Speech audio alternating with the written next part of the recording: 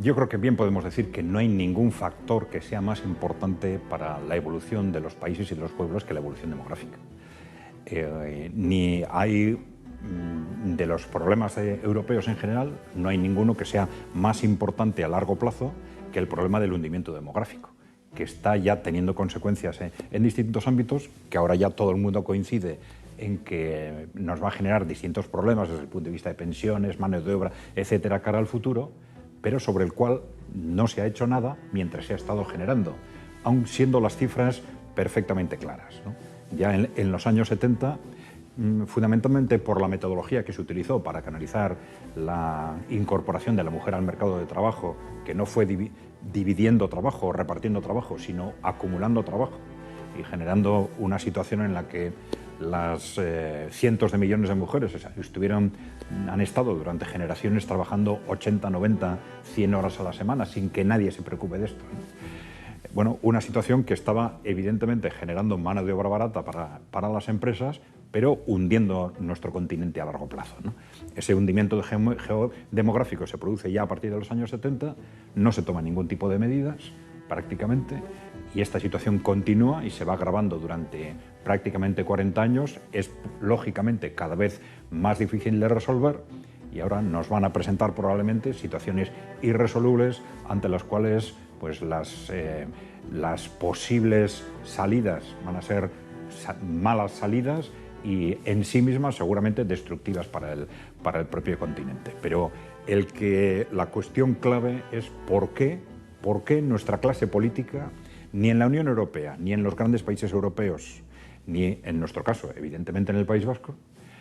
no ha puesto este tema sobre la mesa y ha dicho vamos a adoptar medidas sustanciales para darle la vuelta a este tema, o desde el punto de vista de lo que ahora se llama conciliación, al final de corrección, aunque fuese parcial, de esa sobrecarga de trabajo de las mujeres fundamentalmente, o desde el punto de vista de nivel de vida de los jóvenes en edad de tener hijos, o desde el punto de vista de los valores, que es un tema clave y frente al cual no solo no se ha hecho nada, sino que se han tolerado que valores de carácter claramente antinatalista se extiendan por Europa y también en el País Vasco durante 30, 40, 50 años, mientras decíamos que bueno, podía haber un problema demográfico, pero no hacíamos nada al respecto y al revés, colaborábamos para que ese problema demográfico fuese cada vez a más y a más y a más. Sí, vamos a ver, aquí hay dos factores que hay que tener en cuenta. Por ejemplo, en el ámbito socioeconómico, antes no lo hemos dicho, pero es importante tener en cuenta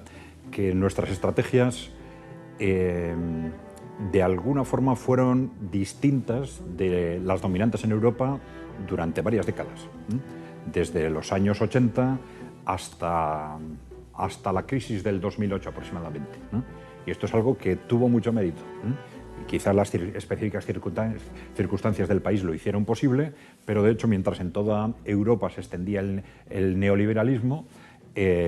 nuestro país desarrolló políticas industriales activas, ¿no? Que fueron muy importantes para defender nuestra industria y nuestra actividad económica, ¿no?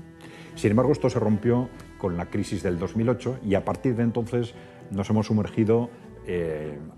pues, de forma decidida, vamos a decir, en estas estrategias neoliberales de pasividad frente a la evolución de la economía, a pesar de lo bien que nos habían resultado las estrategias anteriores, ¿no? Y esto también es extraño en sí mismo y necesitaría una explicación desde el punto de vista del comportamiento de la clase política, ¿no? Porque a partir del año 2008 esas políticas pasivas nos están situando, tanto desde el punto de vista del gobierno como de la oposición, en una tolerancia expresa o tácita, por ejemplo, de que nuestras grandes empresas grandes y medianas, una tras otra, vayan cayendo en manos de inversores internacionales y sin que aquí haya ningún tipo de política seria, alternativa, pues destinada a fortalecer nuestro tejido industrial, ¿no?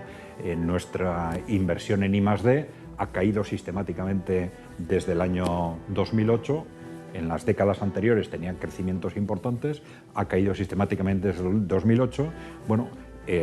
tendríamos que saber por qué fuimos capaces de diferenciarnos en las décadas anteriores y no lo estamos siendo a partir de ese momento, ¿no? En conjunto, sí podemos decir que es cierto que el territorio vasco evidentemente es un territorio pequeño. En principio, los territorios pequeños tienen menos posibilidades de desarrollar políticas autónomas, de diferenciarse frente al exterior o frente a políticas dominantes en Europa, en este caso, ¿no? Esto puede ser una explicación parcial, ¿no?, sobre lo que ha sucedido con respecto a las políticas demográficas o a la ausencia de políticas demográficas, o sobre lo que ha sucedido en el ámbito socioeconómico a partir del año 2008, por ejemplo, ¿no? Pero sería una explicación parcial, porque en ningún caso la ausencia de políticas, vamos a decir, decididas, es incompatible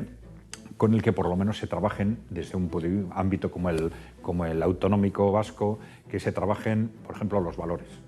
que se gestionen pues los valores de las personas con respecto a la importancia de la evolución demográfica, o con respecto a la importancia del mantenimiento de la industria o de la economía real frente a la economía financiera, etcétera, ¿no? Bueno, yo creo que son factores que hay que tener en cuenta, pero evidentemente el que, de hecho,